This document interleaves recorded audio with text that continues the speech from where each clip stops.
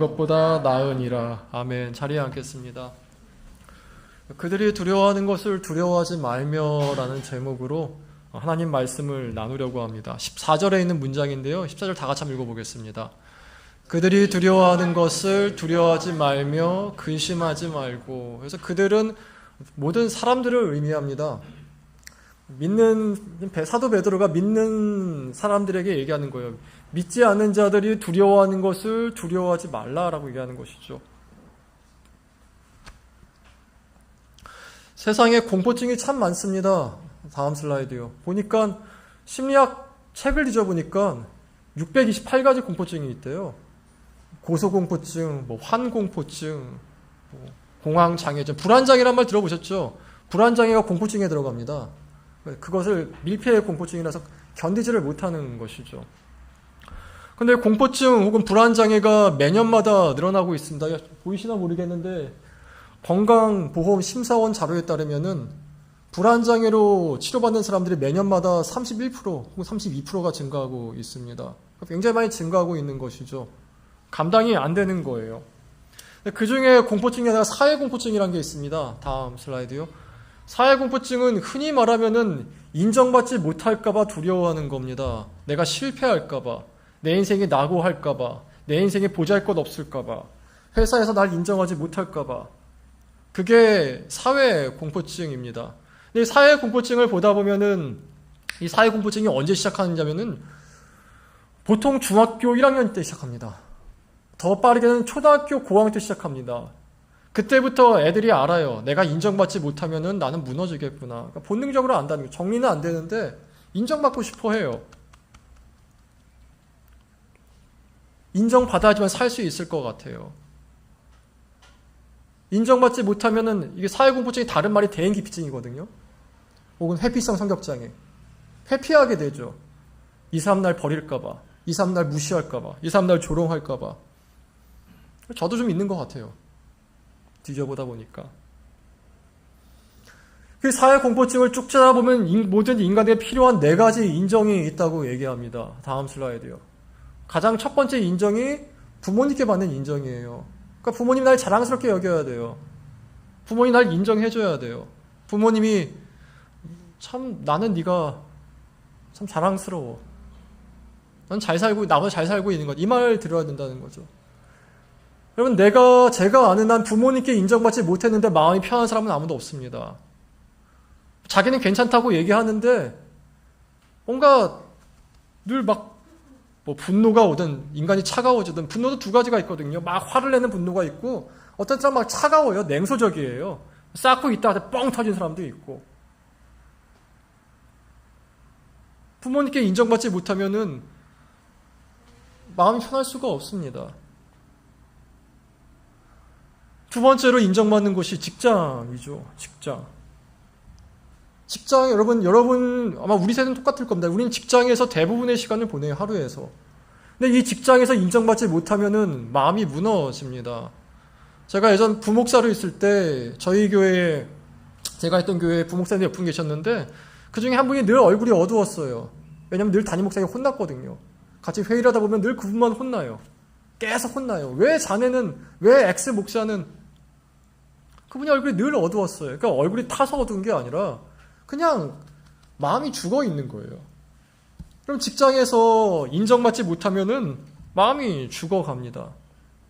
세 번째로 인정이 필요한 곳이 내 가족이에요. 내 가족. 그래서 말하는 가족은 우리 부모님이 아니라 내가 이룬 가정을 얘기합니다. 얼마 전 작고하신 영화배우 중에 김수미 씨라고 있죠. 이분 사회적으로 성공한 분이시죠. 사회적으로 성공한 분이세요. 김수미 모르는 사람이 있습니까? 저희 옛날에 군대 고참이 이런 말을 했어요. 사회적으로 성공한 사람의 특징이 뭔지 아느냐? 뭔데요? 그 사람 가정사가 신문에 나오면 성공한 거다. 맞는 것 같습니다. 김수미 씨 신문에 나오죠. 그분 100억대 부자였습니다. 100억대 부자. 근데 그분의 간증을 들어보면 이분의 인생이 늘 지옥이었대요. 이분이 알코올 중독증이었다고 합니다. 그 이유가 뭐냐면은 남편의 외도 때문에. 사회적으로 성공했어요. 부모님과도 관계 괜찮았습니다. 김수미 씨 얘기 들어보면은. 근데 남편이 외도하니까 인생이 지옥이 돼요. 여러분 부부관계가 싸웠는데 행복한 사람이 있습니까?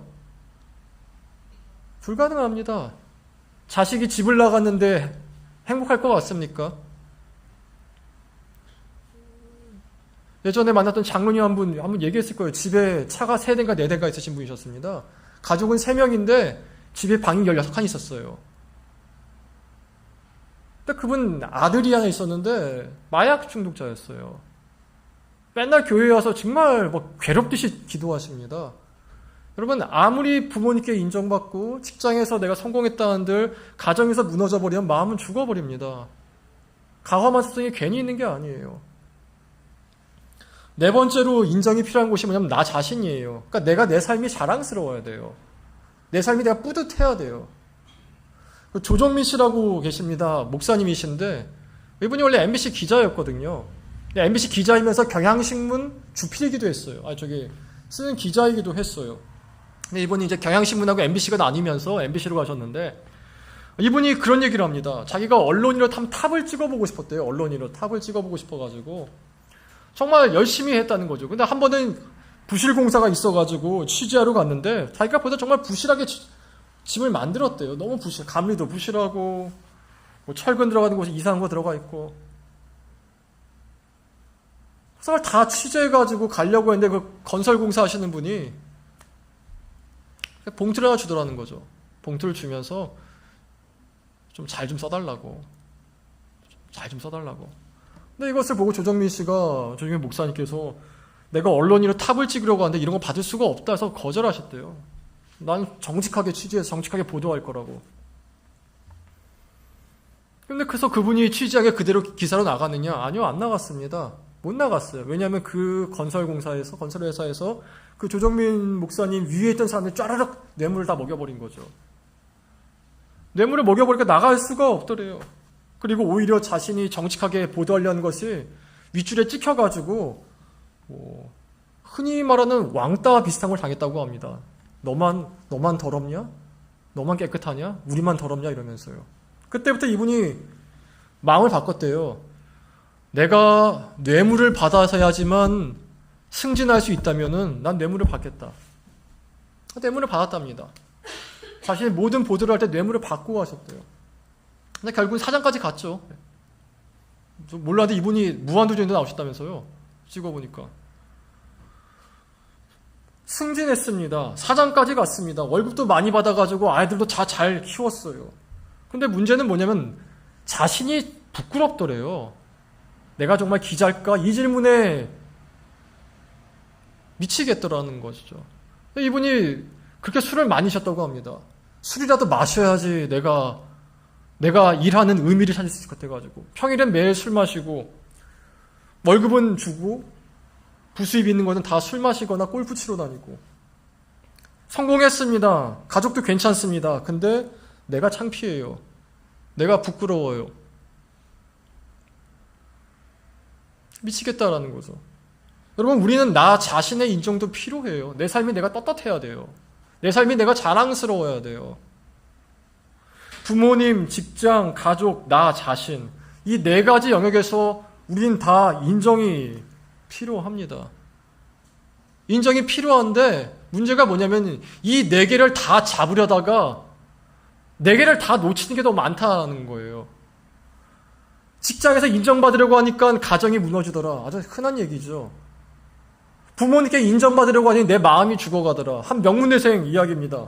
명문대생이 대학 입시 합격하고 나서 옥상에서 투신 자살을 합니다. 유서가 식탁에 있었는데 내용이 이거였어요. 엄마, 나 지금 명문대 들어갔지?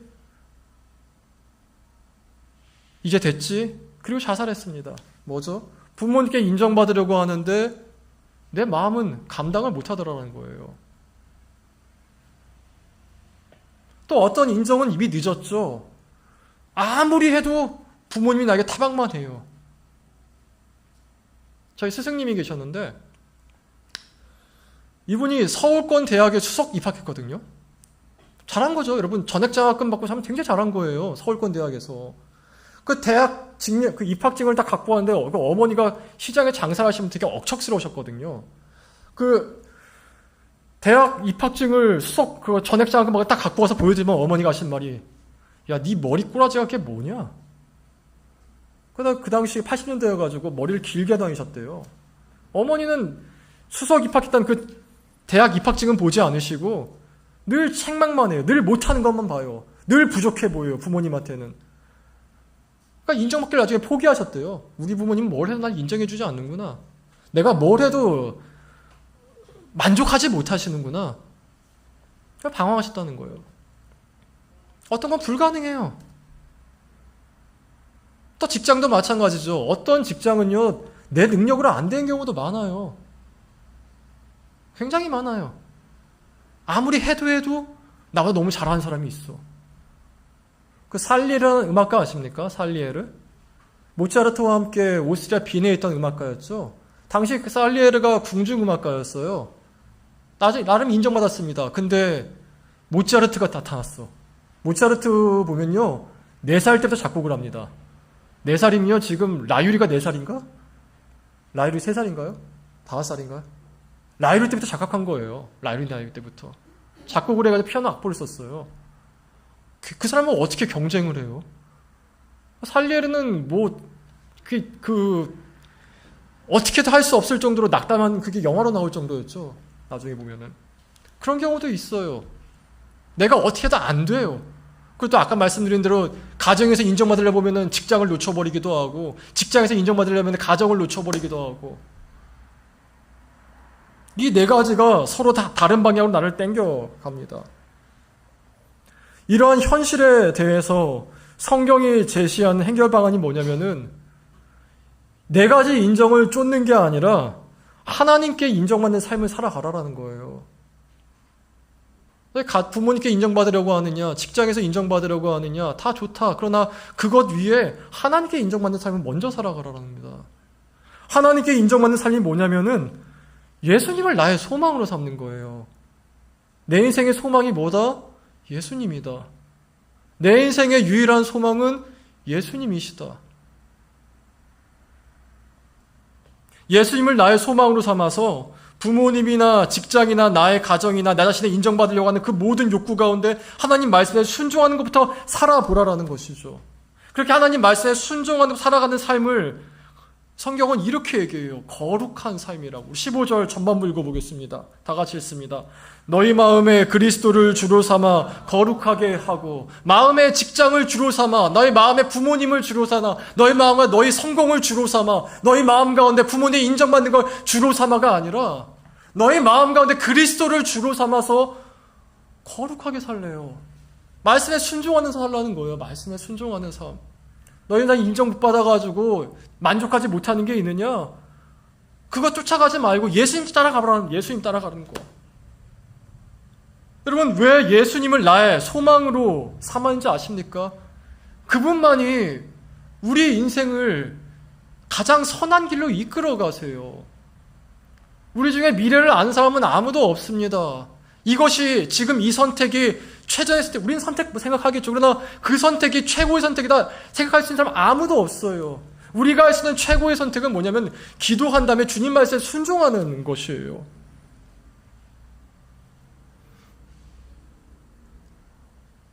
여러분, 이 세상은 무너진 세상임을 기억하시기 바랍니다.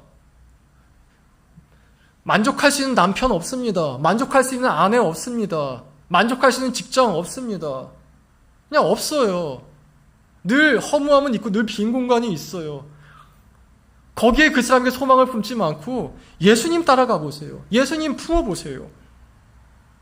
마음속에는 나도 어떻게 할 수 없는 괴로움들 다 갖고 있습니다. 어떤 사람 부모님 때문에, 어떤 사람 직장에서 경험한 나의 무능 때문에, 인간관계의 상처 때문에, 가정에서의 부끄러움 때문에, 나 자신이 수치스러움 때문에. 여기에 하나님이 주신 유일한 해결책이 예수님이에요.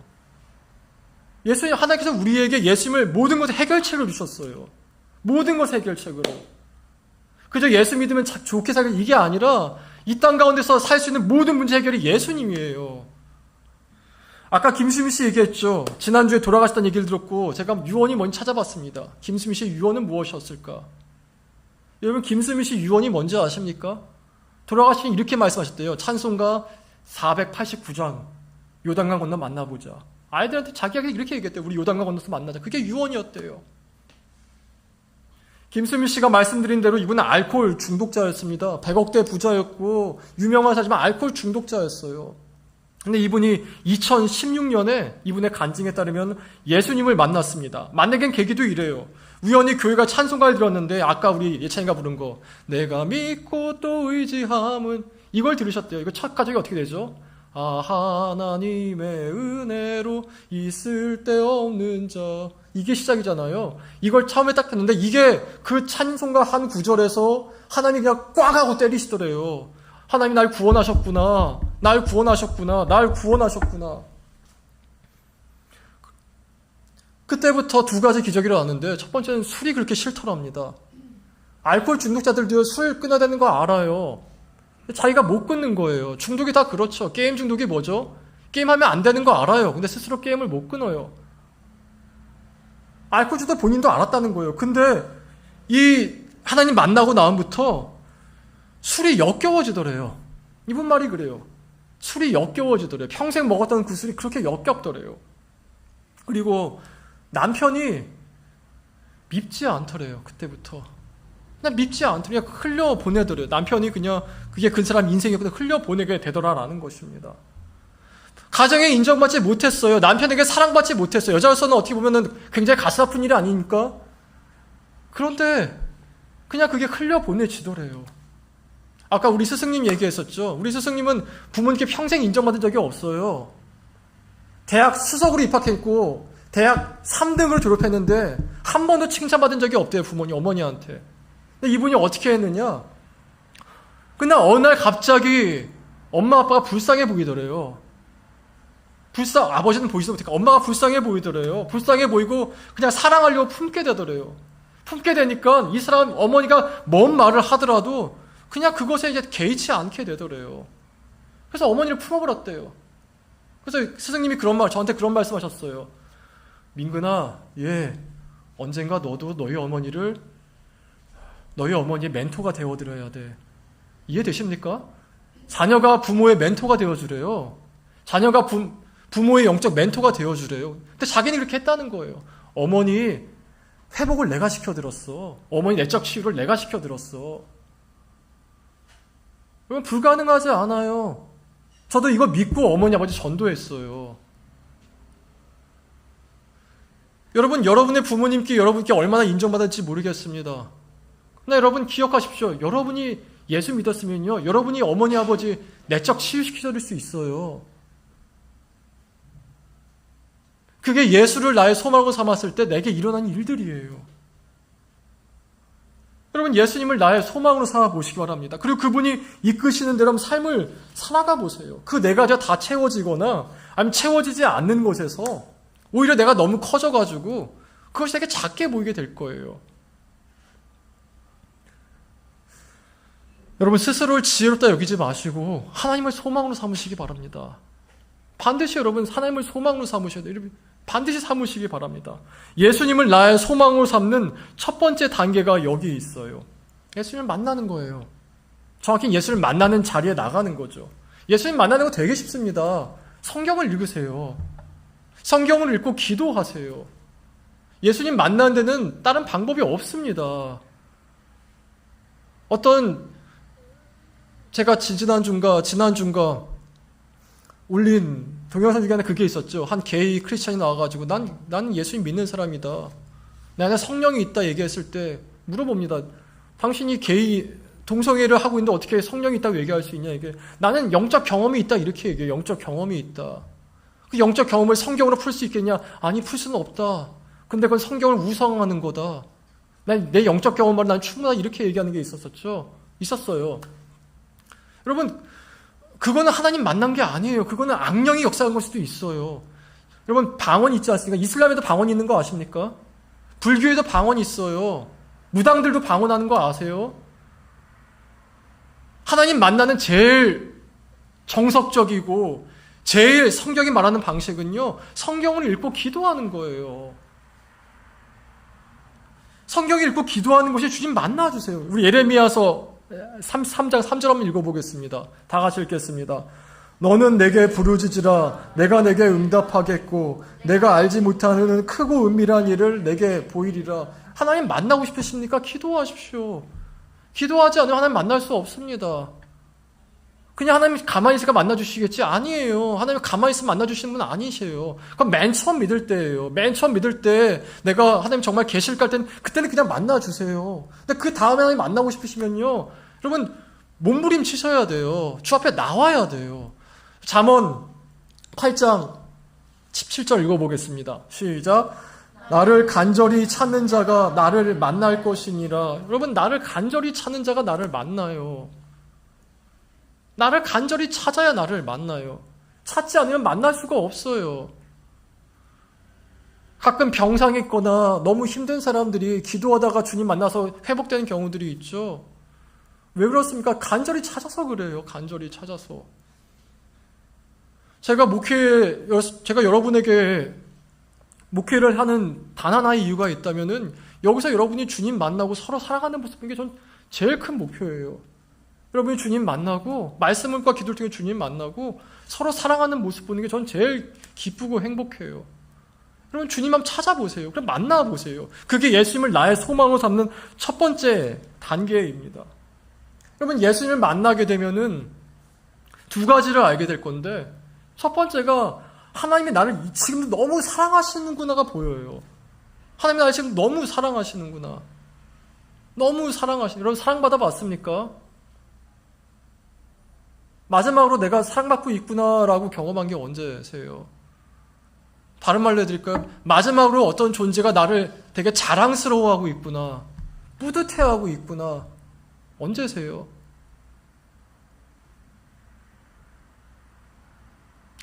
일부 예배 때 반주하는 분 계시거든요. 이분은 이번 주에 신방을 하고 기도 제목을 물어봤어요. 이분 기도 제목이 이거예요. 자기가 얼마 전에 유기견 한 명을 이렇게 구출을 했는데 그 개가 좀 행복했으면 좋겠다. 유기견이 행복한 게 뭘까 고민했었는데, 근데 이분은 정말 유기견을 사랑하세요.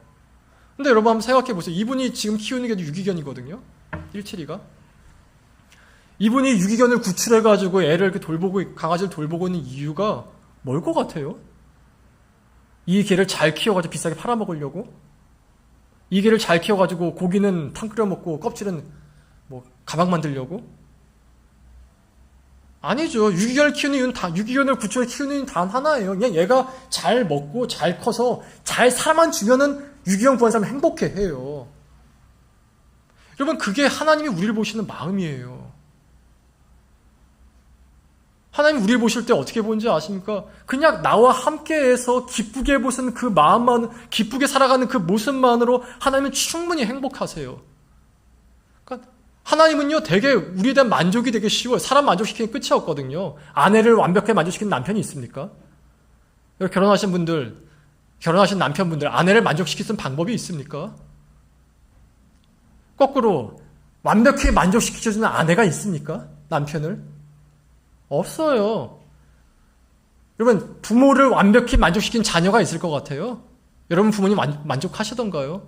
제가 국민학교 4학년 때 딱 한 번 올백을 맞았어요. 100점 다 맞았어요. 국영수 이렇게 쫙 다 100점 맞았어요. 진짜 다 100점 맞아가지고 그걸 어머니께 딱 보여드렸어요. 다 100점 맞았다고. 딱 한 달씩 잊어버리시더라고. 그때는 매달마다 학력고사가 있었거든요. 매달마다 시험 봤는데 그 다음 시험 7개가 틀렸어요.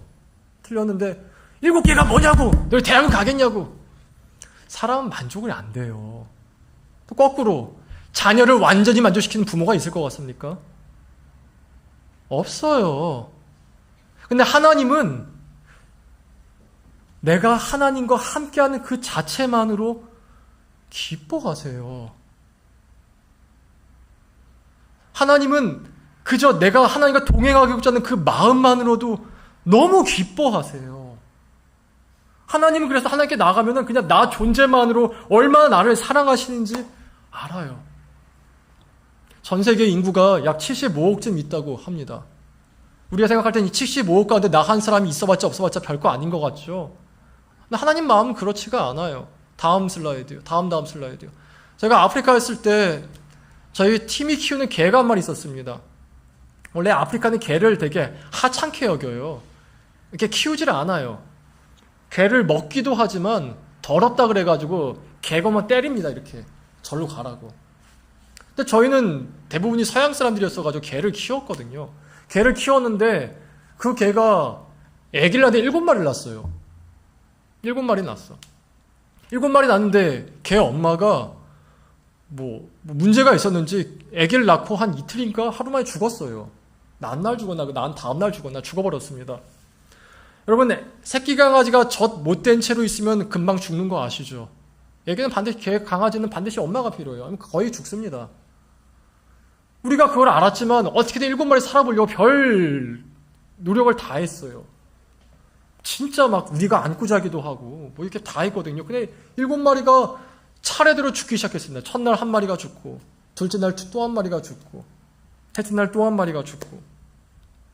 그렇게 1마리씩 죽을 때 단 한 번도 우리는 7마리나 강아지가 있으니까 1마리쯤 죽어도 괜찮겠지 생각한 적 단 한 번도 없어요. 1마리 죽을 때다 가슴 아파가지고 얘가 죽었구나 묻어주고, 며칠 안 돌본 강아지도 정이 들어서 그렇게 사랑하거늘 하물며 평생 키우시고 창조하신 하나님이 우리를 한 사람 한 사람 귀하게 여기는 건 당연하지 않겠습니까? 여러분, 자녀가 100명쯤 있으면 1명씩 죽어도 괜찮을 것 같아요? 자녀가 10명 있으니까 1명 죽어도 괜찮을 것 같아요? 사람도 그러지 않는데 하나님께서는 어떠실 것 같습니까? 하나님 우리를 너무 사랑하세요. 전 때로는 여러분이 밉거든요. 전 때로는 여러분이 감당이 안 될 때가 있다 생각해요. 하나님 정말 이 사람은 진짜 돼지가 준 점에도 못 먹게 해가지고 저주받아서 죽게 돌아오게 해서 이렇게 기도할 때가 가끔씩 있어요. 근데 그렇게 기도할 때마다 하나님이 말씀하시는 건 너는 잘했냐? 넌 잘했냐? 하나님은 진짜 너무 사랑하세요. 너무 사랑하세요. 너무 사랑하세요. 하나님을 만나면 가장 먼저 경험한 게 이거예요. 하나님 나를 너무 사랑하시는구나. 너무 사랑하시는구나. 우리를 너무 사랑하셔가지고 우리 죄 때문에 예수님 주셨잖아요. 이게 첫 번째로 보여요. 두 번째로 보이는 게 하나님 만나게 되면 내 죄가 얼마나 큰지도 보여요. 이건 다음 주에 얘기해요. 다음 주 본문이 이거거든요. 내 죄가 얼마나 큰지가 보여요. 그 죄가 얼마나 무서운지도 보이고. 그렇게 여러분 하나님 만나고 예수님 만나면 예수님이 소망이 됩니다. 예수님이 소망이 돼요. 예수님이 소망이 돼요. 내 연약함에 낭망하는 게 아니라 이런 나를 살아가 계신 예수님이 소망이 돼요. 말씀을 맺겠습니다. 요한복음 8장 32절 읽어보겠습니다. 진리를 알지니 진리가 너희를 자유롭게 하니라. 그럼 자유케 된다는 게 무슨 뜻일 것 같습니까? 돈이 충분해서 마음껏 사고 싶은 건 사고 마음껏 해외여행 가면 자유로울 것 같습니까? 아니죠. 필리핀 전 대통령 영부인 중에 이멜다 마르코스라고 있었습니다. 여러분은 모르시겠지만 이 사람이 유명한 게 있어요. 첫 번째가 구두. 이 사람 구두가 3,000켤레 있었다고 합니다. 80대 사람인데 그 구두 방이 있었어요. 구두 방이 있었고. 근데 이 사람이 한 명언이 있습니다. 막상 나가면 살 구두가 너무 많은데 사서 집에 들어오면 신을 건 하나도 없다. 명언이죠. 여러분, 구두가 3,000켤레 있어요. 근데 구두가 만족이 안 돼요. 자유가 뭔지 아십니까? 자유는 만족할 때 오는 거예요. 만족이 없으면 자유도 없습니다. 늘 부족해 보입니다. 하나님은 어떤 분이시냐면요, 우리를 만족시키는 분이세요. 시편에 계속 얘기하는 거죠. 여호와는 너를 만족시키시는 분이시라. 너를 만족시키시는 분이시라. 여러분, 부모를 사람의 인정에는 만족이 없습니다. 부모를 계속해서 만족시키는 자녀도 없고 자녀는 만족시키는 부모도 없습니다. 직장도 마찬가지고 배우자도 마찬가지입니다. 그러니 여러분, 거기서 만족시키려 하지 말고 주님께 나오시기 바랍니다. 하나님께 나오셔서 그 말씀에 순종해 보세요. 순종해 보시고 하나하나 걸어가 보세요. 주님께서 여러분을 진실로 만족해 하사 자유케 하실 것입니다. 그런 삶에 주님의 손길이 있기를 진심으로 기원합니다. 우리 찬양하고 기도하시겠습니다.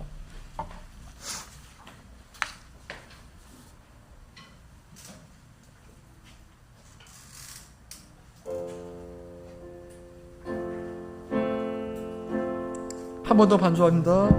예수는 나의 힘이요, 예수는 나의 생명이라.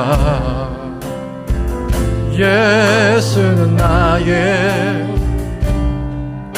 참 기쁨 참 소망. 예수는 나의 꿈이라. 예수는 나의 힘이요. 예수는 나의 생명이라. 예수는 나의 참 기쁨 참 소망. 예수는 나의 꿈이. 진리의 성령, 진리의 성령 내게 오셔서. 진리의 성령 내게 오셔서. 진리의 성령 나를 깨닫게 하사 주 예수만 바라보게 하시네. 진리의 성령, 진리의 성령 내게 오셔서. 진리의 성령 내게 오셔서. 진리의 성령 나를 깨닫게 하사 주 예수만 바라보게 하시는. 반주해 주시고요. 이 시간 제가 기도하실 때 하나님, 여러분 바라는 게 있습니까? 여러분 바라보는 게 있습니까? 이 시간 기도하실 때 하나님, 내가 예수님을 소망으로 삼게 하여 주시옵소서. 내가 채워지지 않은 부모님의 인정, 만족할 수 없는 직장에서의 인정, 또 가정에서 인정받고 싶으나 낙담하고 다시 일어나고, 낙담하고 다시 일어나고, 이런 나 자신도 마찬가지고, 이런 수많은 인정 영역들 가운데 하나님, 내가 주님께 소망을 두어서 하나님으로 말미암아 이 모든 것이 만족하게 될 줄 믿는다고 간구하시면서, 내가 주님 하나님께 인정만 살게 해달라고, 예수께 소망을 둔 살게 해달라고 다 같이 간구하십시다. 기도하겠습니다.